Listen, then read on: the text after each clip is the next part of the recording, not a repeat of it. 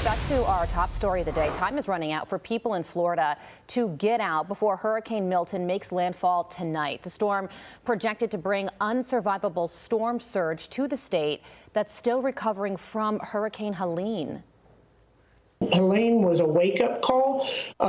This is literally catastrophic. And I can say without any dramatization whatsoever, if you choose to stay in one of those evacuation areas, you're going to die. The most dire warning imaginable. Pam Bondi is the former Florida Attorney General and a Trump campaign surrogate, and she joins me now. Pam, good morning to you. So what are your expectations for this storm and your message to residents in your state? Well, if you've already left, that's a great thing. But right now, people probably need to stay in place. But if you're in one of those evacuation zones, Carly, the A's, the B's, you're on the water, you still need to get out of there. I was on the road this morning, and it's fine to drive. You know, these hurricanes are so unpredictable. When I was Attorney General, I worked one that hit the Panhandle, and it absolutely devastated it. Homes were picked up and moved. We've seen all that footage. So folks need to abide by what the mayor is saying, by what others are saying. If you're in an evacuation zone, you need to get out of there this morning. It's not too late this morning, but if a few more hours go by, you're going to have to stay put and be safe. Because especially, you know, Carly, around Tampa Bay, it's surrounded by water. And so many of these folks lost everything during Hurricane Helene, not even 12 days ago. They lost everything they had. And now they were dealing with Jimmy Petronas, our great chief financial officer, on hurricane issues, trying to rebuild their homes. And then this happens, and they don't want to leave again. But they have to heed those warnings, because there are going to be projectiles of all the furniture, all the wood that's left outside. As of last night, a lot of that was still there because FEMA hadn't picked it up yet. Well, Pam, that's a great point. We were talking to a resident from Treasure Island yesterday, and he was saying that that was his biggest fear, that all of the debris left by Hurricane Helene, and he's seeing it in his front yard and on the streets in the area. The chairs, the furniture, the parts of the houses, it just becomes projectiles when Milton comes. There are debris teams out right now, but it doesn't look like you can clean all that up in 24 hours.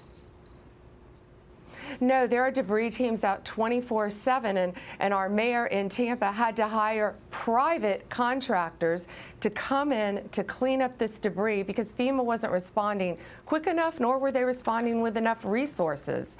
And so everyone's out there working together, trying to get this off, because if you have a huge piece of wood, and there are hundreds of pieces of wood out there, that becomes a missile, and that could go through someone's window, that could go through someone's car door, that could go through anything around where they are. It's so very, very dangerous, Carly.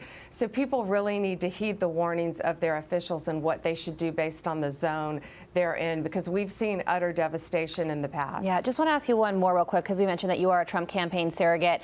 And Kamala Harris was doing the media tour. We've been talking about it all morning. And she said several times during different interviews, one with Stephen Colbert, that she thinks that Donald Trump's response to this hurricane has been cruel. And he said that he's not showing empathy because he is criticizing the federal government's response. She says, if you purport to be a leader, to understand that being a leader means lifting people up in their time of need, not manipulating them. What's your reaction to that?